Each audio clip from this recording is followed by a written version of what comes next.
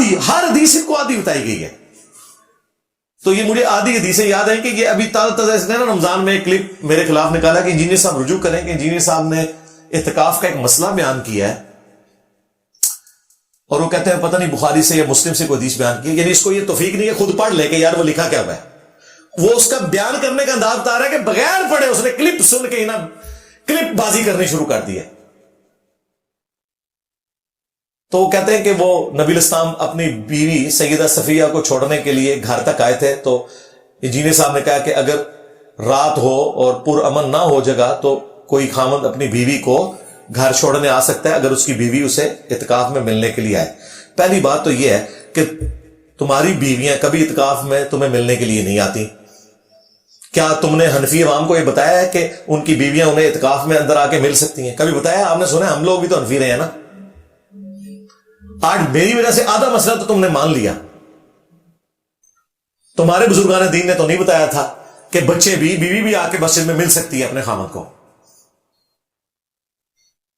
اپنی شرمندگی چھپانے کے لیے بقیہ کی آدھی حدیث میں مجھے کہہ رہے ہو کہ میں نے غلط بیانی کی ہے کہ نبی الاسلام جی وہ گھر تک نہیں چھوڑنے آئے تھے، مسجد کے دروازے تک چھوڑنے آئے تھے، اور مسجد کے دروازے کے سامنے ان کا چونکہ گھر تھا تو وہ گھر تک نہیں گئے، مسجد کے دروازے تک. بالکل جھوٹ بول رہے ہو.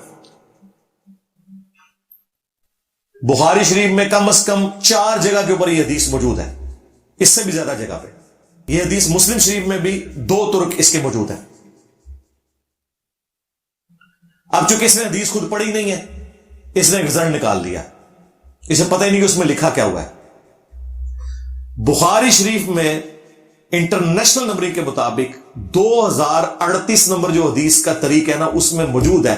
آپ کو پورا سینیریو سمجھ آ جائے گا کہ یہ میں نے بات کیوں کی کہ نبی الاسلام گھر تک بیوی کو چھوڑنے آئے تھے، مسجد کے دروازے تک نہیں. اور یہ صرف میرا فہم نہیں، اس حدیث کے اوپر امام ابو داؤد نے جو باب باندھا ہے نا، امام ابو داؤد نے وہ یہ باندھا ہے کہ اعتکاف والے کا ضرورت کے تحت اپنے گھر میں جانا. انہوں نے بھی اس حدیث سے یہی رزلٹ نکالا ہے. امام بخاری نے اس کے ایک طریق کے اوپر باب باندھا کہ مسجد کے دروازے تک جانا. وہ جو طریق تھا نا وہ 2035 تھا. جو 2038 ہے نا، اس سے 3 حدیثیں بعد اس میں واضح موجود ہے کہ یہ سارا سینیریو کیا ہے وہ آپ کو خود سمجھ آ جائے گا. اس میں الفاظ یہ ہیں کہ نبی الاسلام کو اعتکاف کی حالت میں ان کی بیویاں ملنے کے لیے آئیں، 1 سے زیادہ بیویاں. اچھا، اور جب وہ واپس جانے لگی تو سیدہ صفیہ کہتی ہیں، اور اس حدیث کو پتہ کون روایت کر رہا ہے؟ امام زین العابدین نے حدیث بیان کی ہے. امام زین العابدین علی ابن حسین نے حدیث بیان کی ہے. ویسے امام زین العابدین کی ملاقات سیدہ صفیہ سے ثابت نہیں ہے. بیچ میں کوئی اور بندہ ہے، کوئی سینئر صحابی ہے، یا تو ام سلمہ نے یہ حدیث بیان کی ہوگی امام زین العابدین کو، یا کسی اور سینئر صحابی نے. لیکن چونکہ امام زین العابدین بیان کر رہے ہیں اس لیے امام بخاری امام مسلم نے لیا ہے کہ یہ واقعہ بالکل ہوا ہے. کہ سیدہ صفیہ سلام اللہ علیہا کہتی ہیں کہ جب باقی بیویاں اٹھ کے اپنے گھروں کو جانے لگی نا تو وہ خود جا رہی تھی، کیونکہ ان کے گھر ایڈجسٹنٹ تھے مسجد نبوی شریف کے. مسجد نبوی شریف کے دروازے کے ساتھ ہی حجرے تھے سارے. سیدہ صفیہ کہتی ہیں جب میں اٹھ کر گھر جانے لگی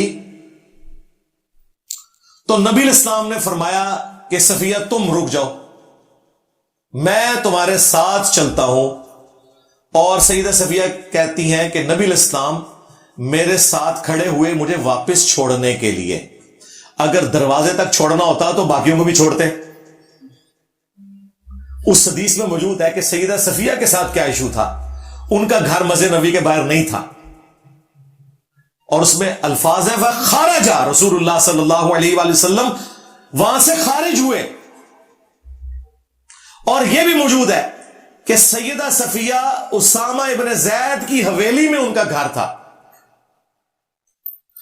اور وہاں پہ اس حدیث میں جو مسجد کے دروازے کا ذکر ہے وہاں پہ ذکر ہے کہ مسجد کا دروازہ جس کے سامنے ام سلمہ کا گھر تھا، یعنی ام سلمہ جو تھی وہ مسجد نبی کے دروازے کے باہر ان کا گھر تھا.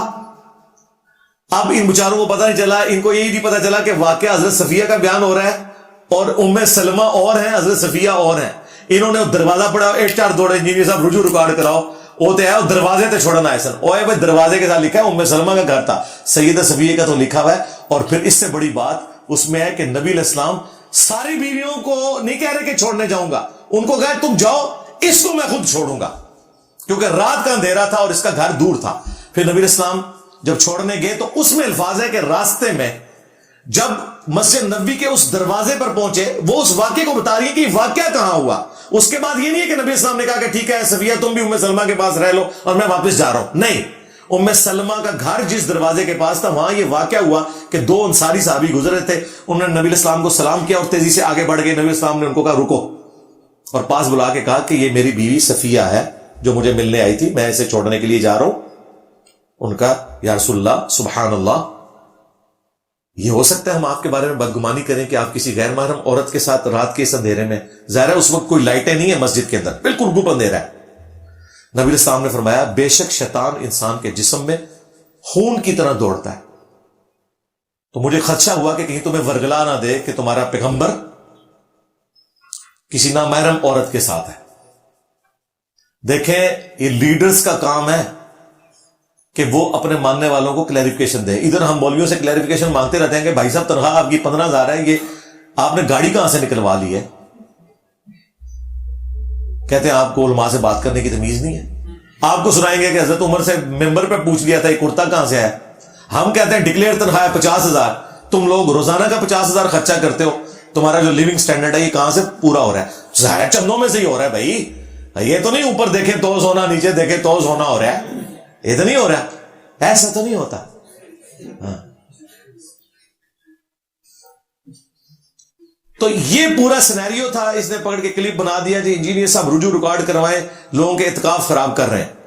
اللہ کے بندو، بخاری مسلم میں حدیث موجود ہے، ام عائشہ سلام اللہ علیہا کہتی ہیں کہ نبی علیہ السلام اعتکاف میں انسانی حاجت کے پیش نظر اپنے گھر بھی آ جایا کرتے تھے.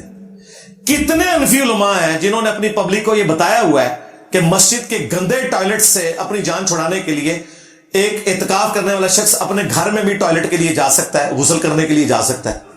یہ تو کہتے ہیں اعتکاف ہی ٹوٹ جائے گا. آج میری وجہ سے انہوں نے مسئلے بدل لیے ہیں، میں خود انفی رہا ہوں، انہوں نے کبھی یہ مسائل نہیں بتائے. تو یہ بھی انسانی حاجت تھی کہ بیوی ملنے آئی اور امن کا کوئی خطرہ ہے یا رات گب اندھیرا ہے تو نبی الاسلام چھوڑنے آئے، اور بیویاں ایک سے زیادہ آئی تھی، چھوڑنے ایک ہو گئے. اور اس میں الفاظ ہیں ان کا گھر اسامہ بن زید کی حویلی میں تھا، وہ وہاں پہ نہیں تھا، اس لیے ان کو جانا پڑا.